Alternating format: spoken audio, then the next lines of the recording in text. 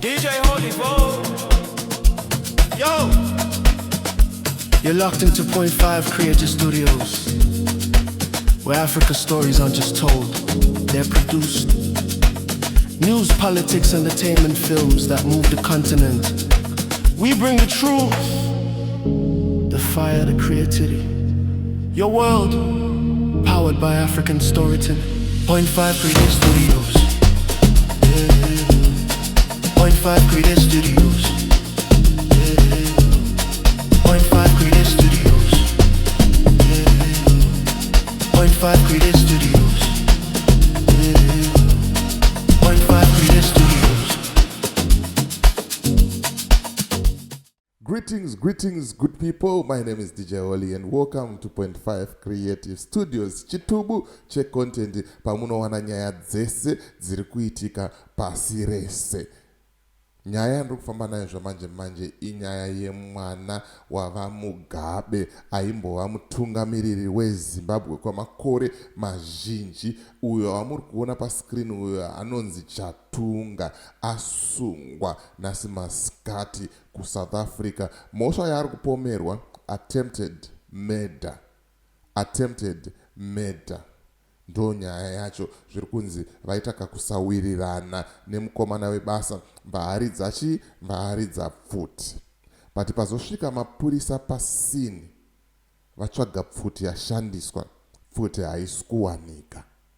Mawani aya ndo nyaya yandoda kuti ndikupei zvizere. Tapedza kubva ipapo kuti pfuti haisi kuwanika, hanzi mai Mugabe varatidza kushungurudzika nekutsamwa mushure mekunge vanzwa nyaya iyi ende vaiswa pakona nekuti ivo mai Mugabe vachingotsika muSouth Africa, kungopinda kwavo muSouth Africa vari kusungwa vane mhosva dzavo. Ndo nyaya dzandoda kuti ndikupirei, ndikutaurirei zviri kuitika chaizvo pasina kuhwanda, pasina kana kunyangirana. Zita rangu ndinonzi DJ Oli, ndinokuchingamidzai kuPoint 5 Creative Studios, chitubu checontent. Tisatapinda munyaya yedu zvizere, ndikuti kana une bhizimusi raunaro raunoda kushambadzirwa, ndibate namba dzangu ndo dziri paskrini idzo. Kana une nyaya yaunayo yaunoda kuti ndifambire, ndibate futi panhamba idzodzo. Toita sei? Tofambira nyaya dzacho handitika. Saka zviri kunzi chiko chambonyasoitika panyaya iyi handitika. Saka zviri kunzi pane kakusawirirana kaitika pakati paGarden Boy nani naChatunga mwana wemukuru wenyika. Paita kakusawirirana vazoita pakusvika pakubuditsirana pfuti mbva yarova Gardena mukomana webasa kutaura kuno zviri kunzi atori pacritical, ari pakoma, amhanyiswa zvake akaenda kuchipatara. Pari kunzi paapfurwa ari mukati amhanya kuti atize achida kubuda pagedhi. Ndo paazoita sei? Paazodonhera ipapo ende ndo paasvika achitorerwa neambulance. Vakomana vambva vazvivharira mumba, pfuti vari kunzi vaviga, pfuti iri kunzi haisi kuoneka. Polisi mva yauya, vakomana varamba kubuda. Vapazouya vaya vanonzi hostage negotiators, vaya vanonegotiata, vanogona kutaura nevanhu vanenge vaita sei vakabatwa kana kuti vanenge vakabata vanhu as mahostages. Mva vazotaura navo, hanzi after several hours of discussing, vachidiscussa, vachitaurirana, vakomana ndo pavazobuda vari vaviri. Vabuda vari vaviri, pfuti sezvanambotaura, pfuti iri kunzi haisi kuonekwa. Pangoonekwa zvimasheu zvemabara zvinenge zvapfurwa, panenge papfurwa pfuti, ndo zvaonekwa chete izvozvo, but pfuti haisi kuwanika. Mapurisa akaenda kumanext door achisecha achitsvaga kuti pamwe tichawanawo pfuti, aiwa pfuti haina kuwanika. Ndo pavazoita sei? Pavazotakura vakomana vari vaviri, vasungwa vari vaviri, neumwe wacho zita rake harina kubudiswa, vaendeswa kuchizarira. Saka zvamanje tamirira kunzwa kuti mhosva yavo yese yakakwana ndeyechii.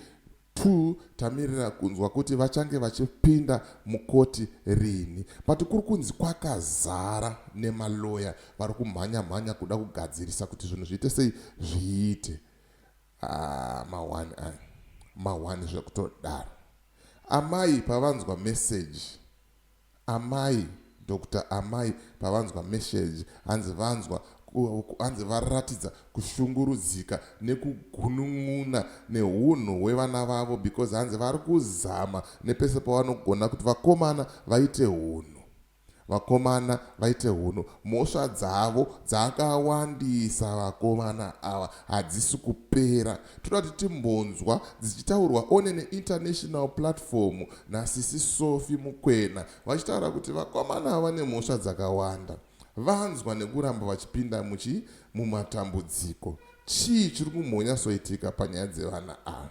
Toda kuti tapedza kunzwa tozokurukura. Ende muri kuziva kuti mai Mugabe kungopinda kwavo muSouth Africa chete, kungoisa gumbo, kungotsika chete gumbo, vari kusungwa nekuti vane model yavakarova karati hu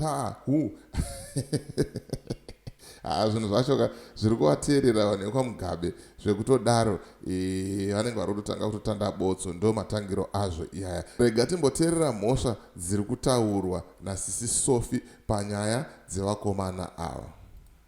He indicated to me that the former First Lady Grace Mugabe is very angry because she has been speaking to his children, telling them to behave. Because if you remember, the other son was arrested in Zimbabwe last year with Dacha. And also the very same son who is now arrested in South Africa, at some point in time, he made court appearances in Zimbabwe after there was a violent scuffle at the mine there in Zimbabwe. And then you would recall that in 2017, Grace Mugabe came to South Africa to see the children, the two boys. And at that time, he found their behavior not becoming, and the people who were in that room, she lost it, and she did beat one of the models who was in that house, and that matter went to court in South Africa. In 2018, in December, the NPA issued a warrant of arrest against Grace Mugabe after AfriForum Mel assisted the family of the model. And therefore you can see those misfortunes have been following the family. Looking at the issue of how this news is consumed, it has attracted international headlines. You check BBC, you check other media houses, broadcasters, online. Everybody is scrambling for the picture and for the video. Yes, SABC arrived first, so most of the material you see came from Griselda Lewis because she was first at the scene.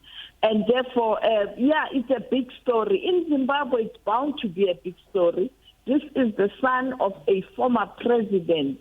And you know that Mugabe, much as he had challenges as it relates to his leadership in the twilight days, some people still believe in Mugabe. And therefore, it is a big story. In South Africa, it's bigger because of, how people feel about Zimbabweans coming to South Africa. Now, when it's a former first family allegedly having committed a crime or being investigated for murder, it gets even more complicated. But you'd recall that it's no surprise that they live in South Africa sometimes because their mother, Grace Mugabe, was born in East Rand, right, for those who know. And therefore, it's no surprise that you see the family here. And Sophie, about Grace Mugabe, you mentioned that almost 10 years ago she had legal trouble in South Africa, wanted on a warrant for assault. That has interfered largely over the years with her ability to come to this country for any reason.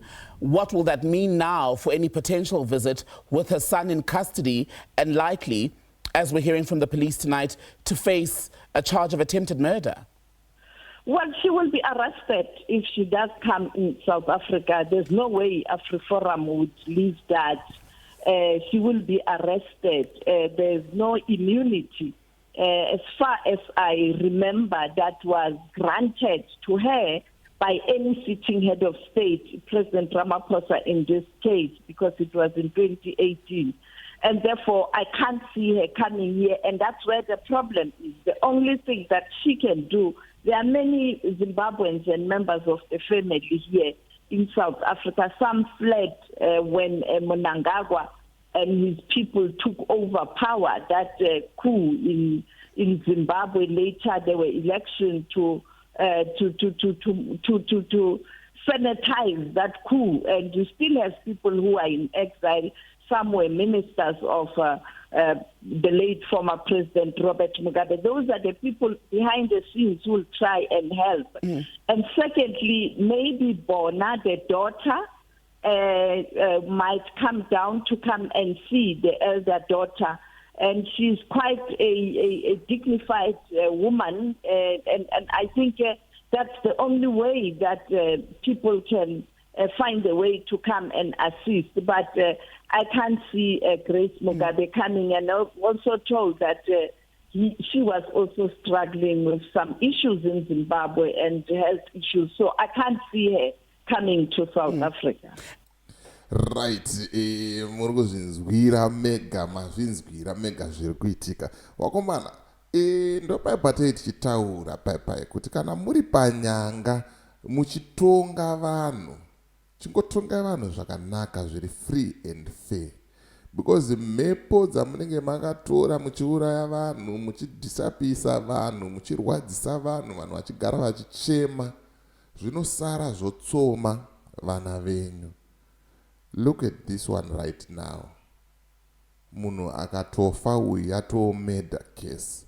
Amai vake havasi kukwanisa kuuya kuSouth Africa kuti vazoteerera nyaya yake, kuti ichafamba sei, kuti iri kufamba sei, nenyaya yekuti vane mhosva yavakapara vakadhaya munhu vari pawanted list muSouth Africa. Ma1 aya ndonyaya yanga ndikuratidzei, ndikunzwisei kuti mwana waMugabe Chatunga asungwa ende pfuti yashandiswa pakupfuura munhu haisi kuwanika. Amai vacho vane stress, vane BP zvekutaura kuno, nekuti havasi kukwanisa kuya kuSouth Africa, vane warrant of arrest. Pakaipa. Eso, me DJ Oli and the rest of the crew behind the scenes to this. Bye for now. Let's meet in the next video.